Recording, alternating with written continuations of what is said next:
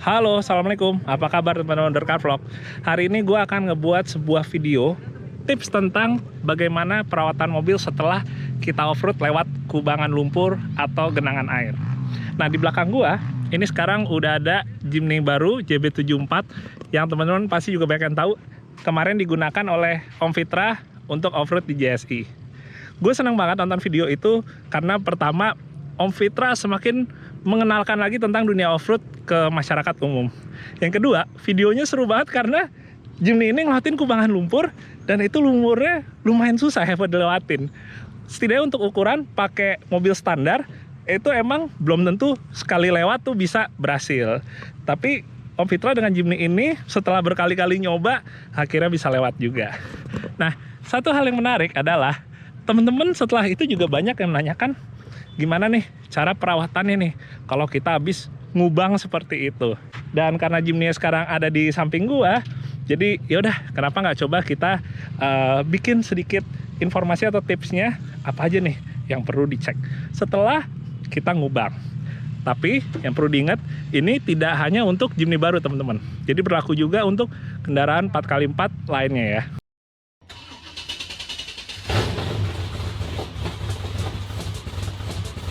Kita bakal lihat dulu sekilas untuk mobilnya.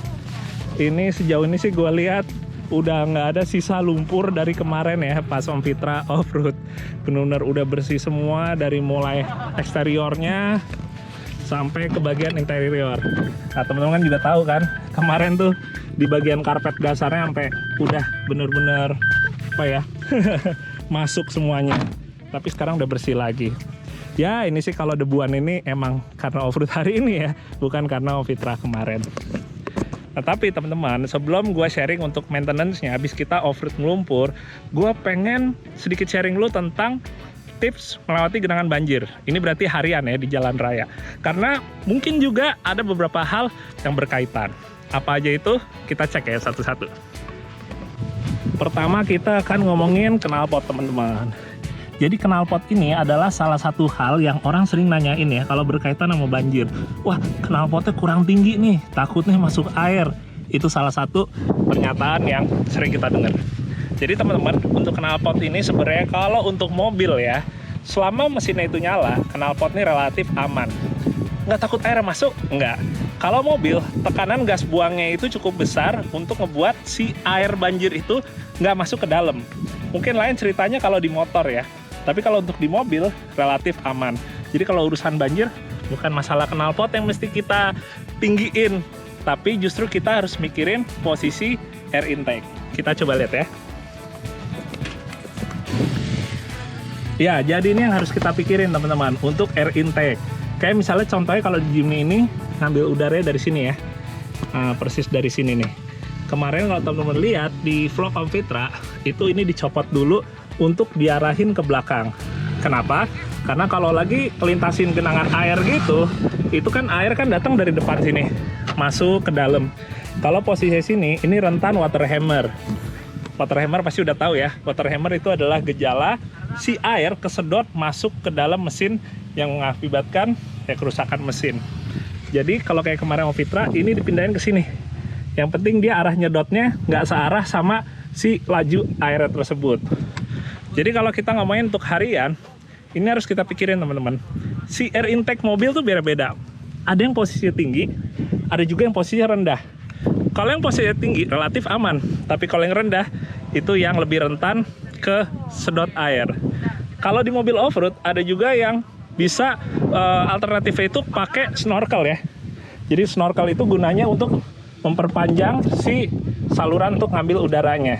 Jadi biasanya kalau snorkel kan dia di sini ada belalai gajahnya kayak gini teman-teman, dimana dia ngambil udaranya dari sini ya.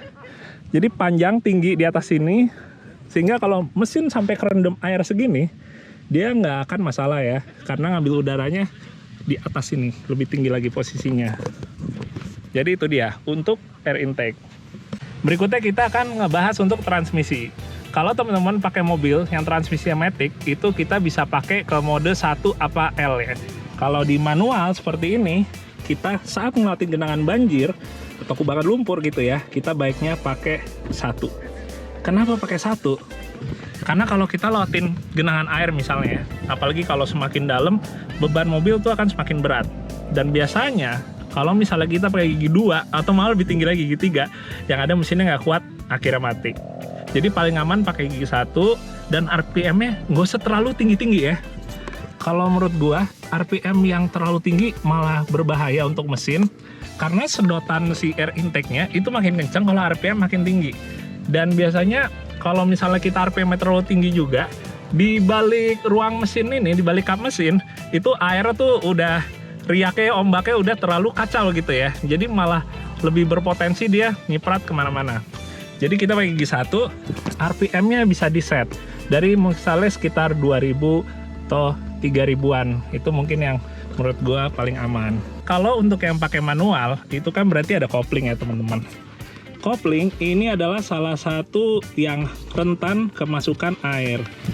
Jadi kenapa kopling itu disarankan untuk tidak diinjak kalau kita latihan kubangan air?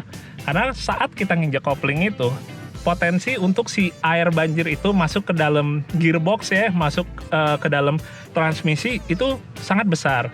Jadi mengapa gua atau orang-orang lain banyak yang merekomendasikan kalau misalnya kita latihan genangan air, masuk gigi 1 terus udah, kopling jangan diinjak. Kalau bisa dari mulai kita nyebur sampai keluar genangan air, itu jangan sampai kita nginjak kopling ya.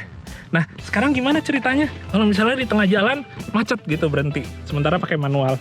Kita langsung injak kopling, cepet aja, jangan kelamaan, langsung pindahin ke netral lagi. Begitu kita udah bisa jalan lagi, injak koplingnya cepet, masuk gigi 1, jalan lagi. Pada intinya sebisa mungkin injak koplingnya sebentar aja, jadi airnya nggak sampai masuk ya ke dalam transmisi. Sekarang kita ngobrolin yang berkaitan sama off-road di genangan lumpur teman-teman. Teman-teman kalau misalnya sempat lihat di vlog Om Fitra, itu bagian sini ditutup ya, sempat ditutup sama penahan, yang intinya dia supaya genangan lumpurnya itu jangan sampai kena ke radiator, terus dia bikin kotor ya. Kalau udah kotor mampet jadinya overheat. Itu cara yang banyak dilakukan oleh off-roader kalau kita mau nyebrang genangan air atau yang kotor ya terutama ya. Terus juga lumpur, semuanya itu dipakein penahan di sini. Kalau misalnya kita pakai penahan pun, selesai kita main, kita masih juga harus si radiator itu dalam keadaan emang bersih ya. Jangan sampai si kisi-kisinya itu tertahan kotoran lumpur. Itu pertama. Terus bagian lain tentunya itu kayak misalnya pengapian. Pengapian juga rentan teman-teman.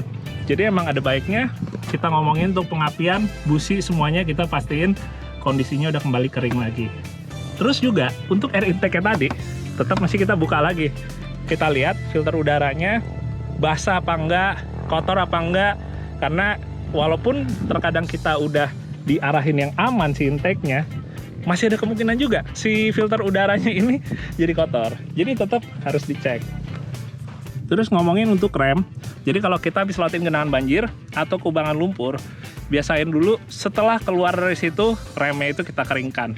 Dikeringinnya tuh bukan didiemin lama atau di hair dryer gitu, enggak.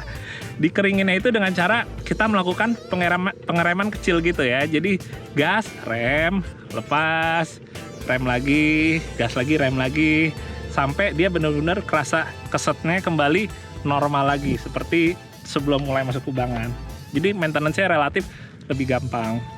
Walaupun nantinya itu lebih enaknya setelah kita selesai off-road, ini juga bagian yang harus dibersihin ya.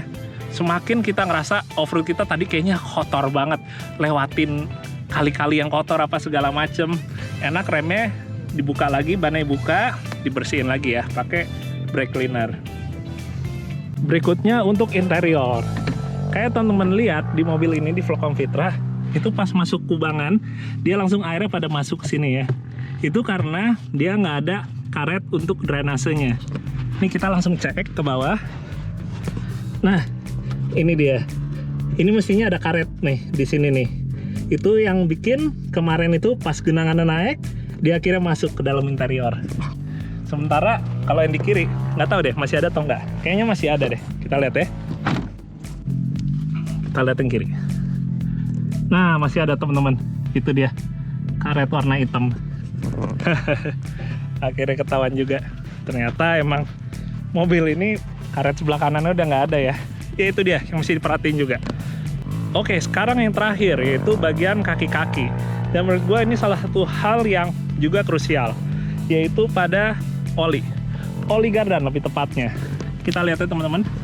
Nah, jadi oli di gardan ini dia bisa kemasukan air atau air lumpur ya. Dari mana? Karena di atasnya itu dia tuh ada breather. Kalau teman-teman lihat di sini, ini ada breather. Si breather itu gunanya dia adalah selang hawa untuk supaya si gardannya itu kurang lebih kayak bisa bernafas juga ya. Itu yang jadi penyakit dimana kalau mobil habis lumpuran, gardannya itu suka kemasukan lumpur. Kalau di mobil off-road, si gardannya itu biasanya suka dikasihin selang hawanya diperpanjang supaya dia itu lebih tinggi posisinya. Kita lihat yang belakangnya. Nah itu dia. Ini pentolan yang di kiri itu dia breathernya ditutup. Kalau misalnya itu nggak ditutup, airnya akhirnya masuk ke dalam oli gardan. Dan kalau itu udah bercampur, pekerjaan di gardan itu jadi nggak maksimal. Apalagi kalau gardannya dia pakai LSD ya, kerjanya jadi berantakan. Wah, panas banget hari ini. Semoga video yang sederhana ini bisa bermanfaat untuk teman-teman. Jadi gue pengen ngasih rangkumannya dulu teman-teman. Kalau kita ngibaratin level dari sebuah mobil, mana yang potensi kena air duluan, kurang lebih seperti ini. Jadi ini mobil, pertama yang bakal kena air atau kerendam dulu adalah bagian gardan, depan dan belakang. Terus kedua, potensi yang akan kena adalah bagian transmisi dan juga transfer case, serta ke bagian interior ya, karena kurang lebih dia tingginya sama. Terus yang ketiga itu baru mesin. Dalam hal ini masuknya itu dari air intake. Jadi kalau kita ngomongin untuk mobil saat masukin kubangan atau genangan air, yang biasanya paling sering kena itu justru gardan ya teman-teman. Itu satu hal yang mesti diingat. Gardan kalau masuk air kita suka nggak sadar.